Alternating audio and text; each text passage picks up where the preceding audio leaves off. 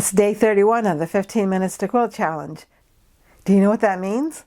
Welcome back to Quilt in Color. My name is Shelina. Because it's the last day of the year and the last day of the challenge, it's your last chance to enter to win prizes. I hope that you get a chance to sew for at least 15 minutes today so that you can enter to win prizes. But it's not just the last chance for you, it's also a last chance for me. A while ago I had promised you that I was going to do a question and answer session, and since today is the last day, today is the day that I get to answer questions for you. I'm not going to work on a quilt today. I think one of the things that I found out with the 15 Minutes to Quilt Challenge is that this is so much fun and I have so many other quilts to show you. I didn't get a chance to show you all of my quilts, and so the quilt that I was planning on making today, the Shakespeare in the Park quilt, I can just save that for next year so that I can fully give my attention to answering these questions for you. Let's get straight to the questions. These are not in any particular order, but I'll just go ahead and start answering the questions. The first question came from Janet, and she asked how I learned how to quilt. So I'll start from the beginning. My mother is retired now, but she worked as a seamstress pretty much all of her life. And so she taught me how to sew. And then I took a home economics course. That's where I learned some more sewing. I made a beautiful dress with a handkerchief hemline that I'm still really proud of. And then I made some shirts after that. And then when my daughter was born, I bought a sewing machine thinking that I could sew her baby clothes for her. And I learned pretty quickly that first, it's cheaper to buy clothes that are already made. And second, I learned that I had no time to sew. When you're going to work full time and going to school and you have a baby to take care of, there really isn't any time to sew. So that sewing machine sat for a little bit. I became interested in quilting during the bicentennial. There were a lot of people making quilts to commemorate the bicentennial, both the United States bicentennial as well as the state of Ohio's bicentennial. And I became interested, but then once I got out of school and my daughter was able to walk and being able to be a little bit more independent, then I started quilting. My first quilt I made just out of a magazine. I made a Storm at Sea. I didn't know anything about difficulty levels, and I thought that I knew how to sew so that I would be able to make it. It looks like straight lines. And I had templates that I cut out of cardboard. I did have a rotary cutter and a cutting mat, but I really did not know how to use templates and how to use a rotary cutter or cutting mat. So I fudged my way through it and I was able to do it. And I did not know how to quilt it or bind it. So I just made up something and hoped that it would be okay. And I have been tempted several times to go back and fix my mistakes and quilt it better and to actually give it a real binding, but I never did.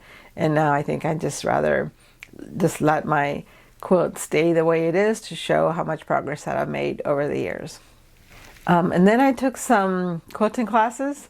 My local quilt shop is within walking distance. It's a nice long walk, but it was within walking distance.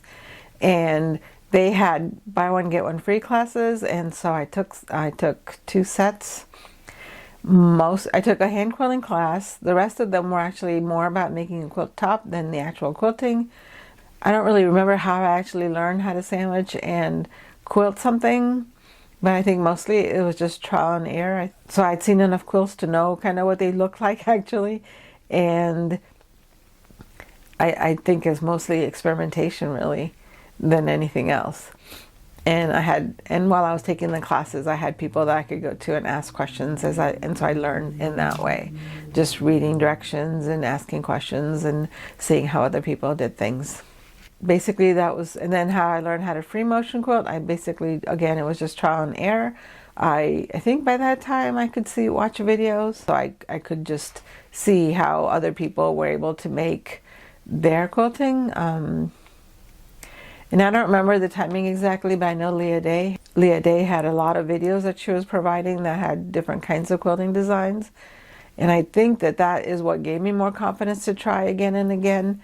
But I don't really remember if I'd seen Leah Day's videos before I actually made my first quilt, free motion quilting. So that's how I learned how to quilt, mostly. Will I make a tutorial about free motion quilting? Yes, I want to make a whole series of videos for beginner quilters all the way through advanced quilters to show how to do all the different aspects of quilting. I've kind of started that last year with some small videos, but I want to make that like a more robust set of videos so that people will get the answers that they need when they are looking for it. And so, yes, I will make a tutorial. I have thought about lots of different ideas about, how to choose colors, how to free motion quilt, how to applique, and just how to start from the very beginning. I'd like to impart whatever it is that I know to you so that you will learn how I do things. Another question, can we continue the 15 minutes to quilt challenge ongoing? Yes, definitely. I will definitely be continuing on with the 15 minutes to quilt challenge. The whole purpose of this daily quilt challenge was to get you in the habit of quilting every day, because I do think that it's nice to be able to take time away for yourself to make quilts, and it's such a fun, pleasurable activity that you might as well do it. You don't have to feel obligated to quilt every day, but as much as you can, it's nice to be able to do that. And so yes, I will definitely be doing that. I won't be making daily videos for the 15 minutes to quilt challenge. I'm going to try. The way I'm envisioning it is that I can make a video once a week to remind you of the challenge, and then maybe we can just use that particular video to track your progress on the 15 minutes to quilt challenge. I think I might just make those videos sew with me, just to distinguish them from the 15 minutes to quilt that we've done so far once a year. I'm not promising to make one, do it again in December, but right now it seems like a good viable option, so I might still do that. So the next question is, will I make daily videos in 2025? I would like to be able to do that, but realistically, I don't think I'm going to be able to do that. My goal is to make as many as I can, and I wish I could. I'm trying to think. So it might be easier for you it'd be easier for you if I tell you what day I'm going to make videos so that you know when to look for them. But sometimes things don't work out, and sometimes I may want to make it more often than that. So let me know what you think about that. But what I'm thinking is that I will just work a certain number of hours every day. It generally, for me to make this 15 minutes to quilt video, it takes 5 to 8 hours. I know it seems like a lot. When I first thought about making a channel, I was thinking, well, it'd take me about an hour to record a video, and then it would take me another hour to edit it, and then I could upload it, and so 2 hours a day I can handle that. But it really takes a lot longer to edit than I thought it would. Some people say that maybe I'm editing too much, and I could probably just make a video with less editing, but it just, for me, in order to make something that I'm proud of, I'd rather take the time to make sure that everything that I say is as clear as I can make it, and I can take out all the big long pauses and the coughing and the sneezing and the ahs and as many ahs and ums as I can, as many filler words as I can, so that I am proud of the way I present myself to you. So I don't think I can make daily videos. What I'd really like to do is to be able to be ahead, so that instead of making tomorrow's video today, if I could make next week's video today, it would give me some breathing room, so that if I did need to take the day off or even a couple hours off, then I wouldn't feel that pressured to make sure that I got the video out today. So I'm still working on that. I need to work on getting a schedule that works correctly. I also have time that I want to take to figure out how to edit There are ways I can edit quicker. There's some software programs that help you find your pauses and things like that quicker, and maybe I can use those, but I need time to try them out. I could hire an editor, but again, that would take time to hire a person, and I would have to be in a position where I want this channel to sustain itself financially, and actually I would prefer that to give me enough money to pay for quilting fabric and help support my quilting addiction. I like it to also help pay for my quilting addiction, so hiring a editor right now isn't feasible, but maybe at some point it will be. I guess the short answer to that question is that I like to make as many videos as I can for you. How about we try every other day and see how that works out? I hate to promise more than I can deliver, but I don't know. Even every other day might be too much, but we can see.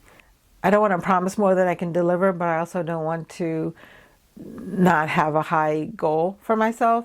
So we'll just say every other day, and hopefully that can work out. The next question is, why do you have so many UFOs? So nobody actually asked me that in those using those words, but it is a question that I'm sure that some people have in their mind. I do have more than 31 unfinished quilts.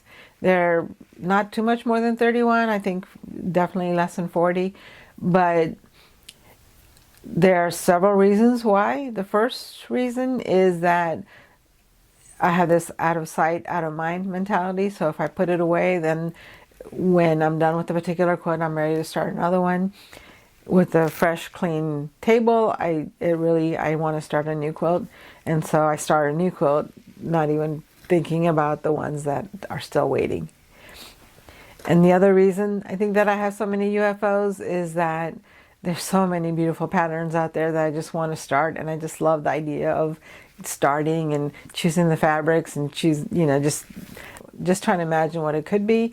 And so it's just fun to start new quilts. And I don't have a rule. Like, I guess technically I keep saying that I have the rule that I'm going to finish more quilts than I start, or that I'm going to not start a new quilt until I finish one. Some rules like that I've had over the years. But really, I'm just having so much fun.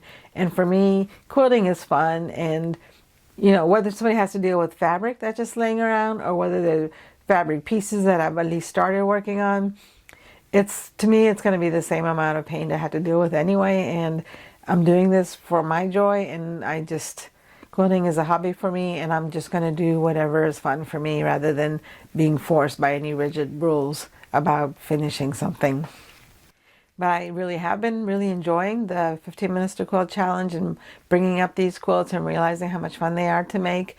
And I do plan on bringing them up again throughout the year. So maybe the weekly 15 Minutes to Quilt Challenge will get my quilts done much faster, because they are fun to make and there's really no reason why they're put away.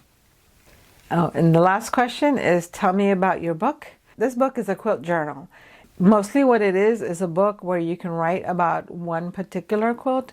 So when you're gifting a quilt to somebody, you can write down the facts about this quilt. Instead of a piece of paper or a card that can easily get lost in the shuffle of other paper, it's a book that you can put on a bookshelf. The people can remember the facts about your quilt. There's so much information that gets lost over time. And I've seen some other quilt journals where you're documenting your quilting process and how much you sew every day and what projects you're working on. But this quilt journal is different from that, in that this quilt journal, it records the life of the quilt itself, from its inception all the way through its current owner, however many owners that winds up being. So it has all sorts of information about the quilter. It has information about how much time you spent quilting it, where you got the idea, and how you chose a color palette, all sorts of things like that. And then as a work of art, you trace it from the original person who made it to all the way down to the current owner. My sister has been helping me make this book, and together we've been coming up with ideas about other questions we could ask, because we're trying to make this book inclusive as possible to work on any different kinds of scenarios, whether you made the quilt yourself or whether you bought it from someone else, you found it at an auction, whether it was inherited. So as we go through all these different scenarios, we kept thinking of new questions, and so this book is our attempt to make it as thorough as possible for you. And I really am excited about this book. I really think that it's going to be really good to document your quilt. It can be an heirloom quilt. It can be a quilt that you made that maybe won an award. Maybe it's a quilt that is something that you gave to a precious grandchild. I have a series on this channel where I tell you the story about each of my quilts. And one of the things I realized as I was making that series is that every single quilt has its own story. And this book really helps you with that, in that you can tell that story of your quilt in book form. It can be put on a shelf so that it will last. Because I think, a video may get lost in time, or anything that you put on the internet, on Instagram or Facebook or wherever you put your quilt information. The website might go away someday, but if you have a physical book, then I think it's a greater chance that other people will be able to find that particular book and connect that with your quilt. So I think telling the story of your quilt is important for everybody, not just people who have YouTube channels, and that this book is a way for me to help you do that. And I'll be giving you more information about this book and showing you how to use it throughout the year next year. So those are all the questions that I have listed down. If you have any other questions, please feel free to ask, and I'll be happy to answer them for you. All of you have done such a wonderful job with the quilt challenge. So many of you were able to quilt every day or almost every day, and all of you made so much great progress on your quilts, and it was really lovely to hear about them, and even better to be able to see pictures of them. And I really appreciate you sharing those with me. I had a really good time with this challenge this year, and that's why I want to continue it into the next year. Please come back tomorrow, because tomorrow I'm going to announce the winners of the drawing. Thank you for watching. I really appreciate all your support throughout the year, and I hope that you have a really healthy and happy 2025. I hope to see you again tomorrow. Happy New Year's, happy 2025.